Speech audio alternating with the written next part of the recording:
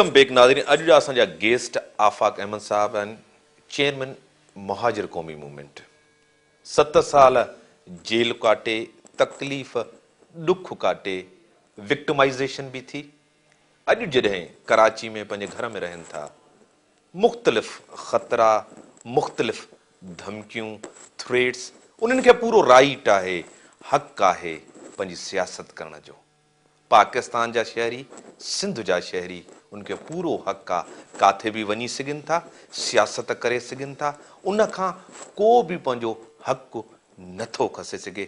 उहे अॼु असांजा महिमान आहिनि। जिस तरह सर आपने कहा कि हम कोई इत्तेहाद बनाने जा रहे हैं डी वेपनाइजेशन के, कौन कौन से लोग हैं? आपके दोस्त जुल्फ़िकार मिर्ज़ा साहब भी हैं आपके साथ? जुल्फ़िकार मिर्ज़ा साहब भी हैं, मजहबी और सियासी जमातें भी हैं जो एक नुक्ते पर कराची में कम से कम एक जगह जमा होने के लिए तैयार हैं और राब्ते भी हो रहे हैं। जुल्फ़िकार मिर्ज़ा साहब भी 15 दिन में जो उन्होंने मुझे बताया वो तशरीफ़ ला रहे हैं। इंशाअल्लाह मीटिंग होगी, तमाम लोगों के साथ मुशावरत होगी और कोई एक प्लेटफॉर्म पर सब लोग जमा भी होंगे इंशाअल्लाह। आपके साथ बड़ी रफ़ाकत भी रही, कुर्बत भी रही आमिर खान साहब की, वो भी छोड़ के आपको चले गई। क्या वजह थी? आपके साथ क्या तनाज़ा था? किस वजह से गए? उन्हें भी इसी बात पर कन्विंस किया गया था, वो शायद एग्री हो गए। किस बात पे कन्विंस करके गया था? यही कि कराची की सूरत हाल के ऊपर कि साहब कराची के अंदर या इस जोग्राफी में रहकर हुकूक हासिल नहीं हो सकते और सबको एक जगह जमा हो जाना चाहिए। शायद यही मैसेज उनको कन्वे हुआ था। इतने सालों के बाद ये उनको बात समझ में, इतनी तकलीफ। मैं असल में इसी बात पे मैंने अपने साथियों से भी कहा और जिन लोगों ने मुझसे रब्ता किया उनसे भी मैंने कहा कि अगर एक शख्स किसी भी गलती का उस गलती को रियलाइज़ करने में 20 साल लगा सकता है, तो क्या गारंटी है कि आज जो फैसला किया है 20 साल के बाद उसे ये गलती ना लगे? 20 साल के बाद उसको ये सोच समझ आई, बहुत बड़ा टाइम है ये। अब उनसे पूछें कि उन्होंने 20 साल के बाद अगर इस चीज़ को रियलाइज़ किया तो क्या गारंटी है कि 20 साल के बाद आज का फैसला गलत नहीं होगा? आफाक अहमद ने मुहाजिर कौम के लिए बहुत कुछ खोया, तकलीफ खाई, कोई सौदेबाजी नहीं की, अपने आप को बेचा नहीं, लेकिन आज आफाक अहमद साहब अकेले हैं। उसके साथी जो पुराने बरसों के थे वो भी उसके साथ छोड़ के चले। देखिए, एक बात तो ये जहन में रखिए कि हक़ और सच्चाई के साथ मतलब ज़रूरी नहीं है कि बहुत बड़ी फ़ौज हो, और अगर कुछ साथी गए हैं उससे ज़्यादा साथी मुझे मिले हैं, और हमेशा तंजीमों में कमज़ोर लोग अलग होते रहते हैं परेशानियों में, और यही इम्तहान का वक्त होता है। इस इम्तहान में जो लोग कमज़ोर साबित हुए तो अल्लाह ताला ने मुझे ये मौका फ़राहम किया कि मुझे वो मज़बूत साथियों का तोहफ़ा भी अल्लाह की तरफ से मिला जिन्होंने इन मुश्किल हालात में साबित कदमी का मुज़ाहरा किया। और ज़ाहिर है कि इस तफरीक़ के बाद हमें उन साथियों को आगे लाने में अब कोई मुश्किल नहीं होगी जो मजबूत रहे। जेल की आज़ादी तो आपको मिल गई, लेकिन आप दूसरे जेल में घर में आ गए। यहाँ से आप कहीं मूवमेंट नहीं कर सकते, बड़ा मुश्किल है आपको बाहर जाना। मैं भी रास्ते में आया, मुझे भी लोगों ने देखा, मुझे भी लोगों ने चेक किया जिस तरह वो बैठे हैं। क्या आपको यहाँ अपने मोहल्ले में, अपने इलाके में भी लोग, अवाम आपके पास साथ नहीं है? लोग आते हैं, पथरा करके जाते हैं आप? नहीं, देखिए, मैंने आपको जिस तरह कहा कि ये शहर असल में अल्ताफ़ साहब ये समझते हैं कि मैंने ये अलग स्टेट है। इमरान खान ने जलसा किया, इमरान खान इससे पहले कराची के अंदर आने की उन्होंने कोशिश की, अल्ताफ़ हुसैन की मर्ज़ी के ख़िलाफ़ वो नहीं आ सकते थे। इस शहर में चौकिंग भी हुई, इस शहर में मुजाहरे भी उन्होंने कर दिए, इस शहर के अंदर उन्होंने पाबंदी भी लगा दी। एयरपोर्ट से वापस गया, अल्ताफ़ हुसैन से अंडर हैंड डील की, जलसा किया। मैं अल्ताफ़ हुसैन से डील करके कोई काम करना नहीं चाहता। मैं ये साबित करना चाहता हूँ कि अल्ताफ़ हुसैन खुदा नहीं है। मैं ये साबित करना चाहता हूँ कि अल्ताफ़ हुसैन की मर्ज़ी के ख़िलाफ़ भी लोग ज़िंदा रह सकते हैं। मैंने ये रिस्क लिया है, लेकिन सिर्फ इसलिए कि आवाम को मोटिवेट किया जा सके कि अल्ताफ़ हुसैन खुदा नहीं है और अल्लाह से बड़ी ताकत कोई नहीं है। और हम यहाँ पर अगर बैठे हैं तो लोगों में एक अच्छा मैसेज गया है। ये कहना कि साहब अवाम, जिस दिन हम इलाकों से बाहर निकलेंगे, जिस दिन हम शहर की तमाम गलियों में जाएंगे, तब्दीली आपको खुद नज़र आएगी। हम इस वक्त तसादुम से गुरेज कर रहे हैं। हम अल्ताफ़ की तरह ताकत का इस्तेमाल करना नहीं चाहते। हमने तमाम जिम्मेदारी हुकूमत पर डाली है, क्योंकि हुकूमत अल्ताफ़ हुसैन के साथ उनका इत्तेहाद है, वो अल्ताफ़ को नाराज़ करना नहीं चाहते। جس کی وجہ سے الطاف کے دہشت گردوں کو کھلی چھوٹ ملی ہوئی ہے. ہم تصادم کی بجائے ہم حکومت پر یہ ذمہ داری ہم نے ڈالی ہے کہ آپ ان دہشت گردوں کو ہٹائیے. اگر ہم ہٹانا چاہیں اور عوام کے ساتھ اگر ہم مل کر طاقت کا استعمال کریں تو ظاہر ہے یہ کام ہم بھی کر سکتے ہیں.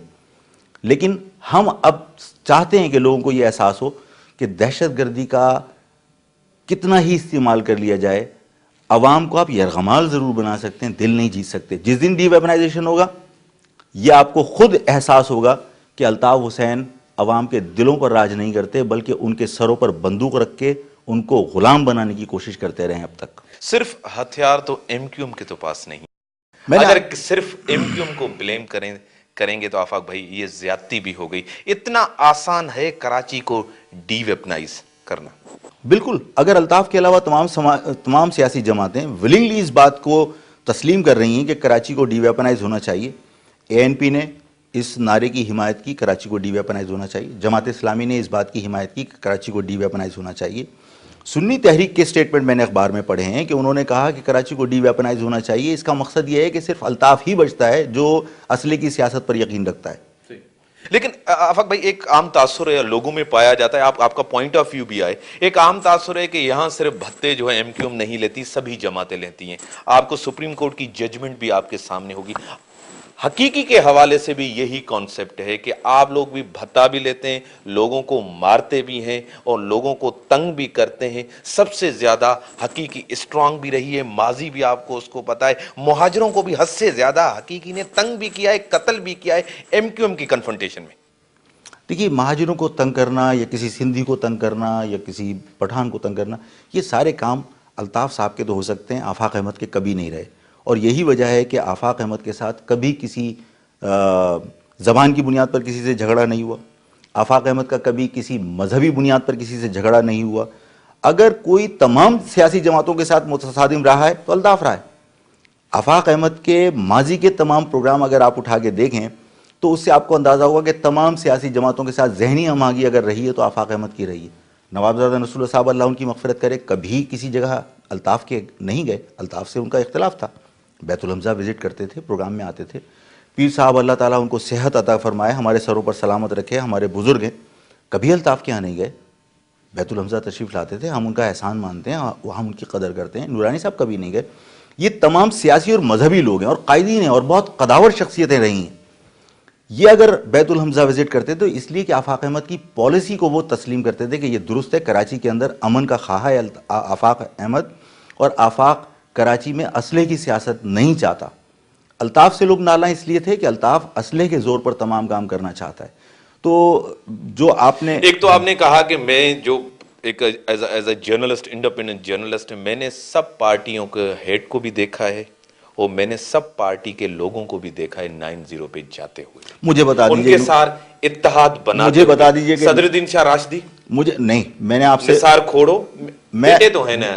دیکھیے آفاق احمد بیٹا، اگر پیر سائیں جائے یا صدر الدین شاہ راشدی جائے، فرق کیا ہے؟ نہیں دیکھیے، پیر صاحب کا اپنا ایک مقام ہے، نورانی صاحب کا ایک مقام تھا، نوابزادہ نصر اللہ صاحب کا ایک مقام تھا. میں آپ سے یہی عرض کر رہا ہوں کہ ہم سے اگر سیاسی جماعتوں کے تصادم ہوتے، ہم اگر کہیں مذہبی بنیاد پر کسی سے ہمارا تصادم ہوتا تو ہمارے پاس تمام لوگ نہ آتے اور ہم ان کے پاس نہ جا رہے ہوتے. ہمارے ساتھ سب کے اچھے تعلقات رہے ہیں. صرف الطاف اس کراچی کے اندر ایسی جماعت ہے جس نے تمام سیاسی جماعتوں کے لوگوں کو قتل کیا. تمام سیاسی جماعتوں کے لوگ اس بات پر متفق ہیں کہ دہشت گردی اگر کسی نے پروان چڑھائی ہے تو وہ الطاف ہے. جماعت اسلامی کے لوگ قتل ہوئے، پیپلز پارٹی کے لوگ قتل ہوئے، اے این پی کے لوگ قتل ہوئے، سنی تحریک کے لوگ قتل ہوئے، مہاجر قومی موومنٹ کے لوگ قتل ہوئے، جی ایس ہند کے لوگ اس شہر کے اندر قتل ہوئے، پولیس کے لوگ قتل ہوئے، اور تمام لوگ الزام الطاف پر دیتے ہیں. آفاق احمد پر نہیں دیے. ایم کیو ایم کے لوگ تو ان کی جے آئی ڈی کے اندر خود انہوں نے تسلیم کیا ہے کہ ہمیں لندن سے حکم ملتا تھا اور ہم اپنے لوگوں کو خود قتل کرتے تھے. وہ خود کرتے تھے. جے آئی ڈی کے اندر لکھا ہوا ہے کہ انوار نے دبئی میں بلا کر لسٹیں دی ہیں، 9-0 پر بلا کر لسٹیں دی ہیں اور اپنے لوگوں کا قتل کیا انہوں نے. ایک تو عام تاثر ہے، جیسے آپ نے خود بھی کہا کہ پوری ایجنسیاں جتنی بھی ہیں وہ آپ کے ساتھ بھی تھی. آپ کو تو لیڈر نہیں بنا سکی. میں نے تسلیم نہیں کیا. نہ تسلیم نہیں کیا، میں کہہ رہا ہوں آپ اپنا پوائنٹ آف ویو دیکھیں. ایجنسیاں آپ کو بھی 92 میں جو ہے نا کندھے پہ بٹھا کے آپ کو بھی لائی تھی، آپ کو لیڈر نہیں بنا سکی. میں اس کی وضاحت کرتا ہوں. دیکھیے یہ تاثر ختم ہونا چاہیے کہ 92 میں آفاق احمد یا آفاق احمد کے لوگ ایجنسی کے سہارے پر آئے تھے. یہ 92 میں جو آپریشن ہوا تھا یہ متحدہ قومی موومنٹ نے, کیونکہ عوام کی ہمدردیاں تیزی کے ساتھ کھو رہے تھے, مظلوم بننے کے لیے خود یہ آپریشن کروایا تھا. ریکارڈ اٹھائیے, عظیم احمد طارق, سلیم شہزاد, ڈاکٹر عمران فاروق, آرمی کے افسران کے ساتھ میٹنگیں کی ہیں اس آپریشن کے متعلق جو آپریشن لانچ ہونا تھا. اس آپریشن کے تمام اغراض و مقاصد اور طریقہ کار کے اوپر اتفاق کا اظہار کیا, مشترکہ پریس کانفرنس ہوئی ہے. تو وہ آپریشن ان کی فرمائش پر ہوا. میں جب آیا ہوں اس شہر کے اندر, میں پہلے آیا 91 کے اندر, میرے ساتھ زیادتی کی گئی, مجھے شہر سے باہر نکلنا پڑا, لوگوں کو قتل کیا گیا. ہم نے عوام سے رابطہ کیا اور 92 میں جب ہم آئے ہیں تو ہم صبح آئیں. اس شہر میں آرمی 3 بجے آئی ہے, اس ریکارڈ کو درست ہونا چاہیے. ہم جب صبح آئے ہیں تو عوام الناس نے, ہمارے پاس اتنے کارکنان نہیں تھے, ہمیں عوام کی ہمدردیاں حاصل تھیں, عوام نے الطاف کے بل بورڈز, الطاف کے پوسٹرز وہ اکھاڑ کے پھینکے تھے. 3 بجے آرمی آئی ہے اور عظیم احمد طارق صاحب کی درخواست پر آئی ہے. تو یہ کہہ دینا کہ آفاق احمد ایجنسیوں کے سہارے آئے تھے یا ایجنسیوں کے ٹرک پہ بیٹھ کر آئے تھے, بالکل جھوٹ ہے. لیکن آپریشن انہوں نے کروایا تھا. آپ آپریشن الطاف کے لوگوں کی مرضی سے ہوا ہے. لیکن آپ کو بھی سپورٹ رہی ہے ایجنسی کی. الطاف کی مرضی سے آپریشن ہوا ہے. حقیقی کس نے بنائی؟ اس میں کہتے ہیں ایجنسیوں کا. حقیقی آفاق احمد نے بنائی. ایجنسیوں کا آپ کو سپورٹ نہیں رہا. بالکل نہیں. ناظرین بریک جو ٹائم تھا, بریک کھاں پوئے تھا چون کے بعد ایک ڈسکس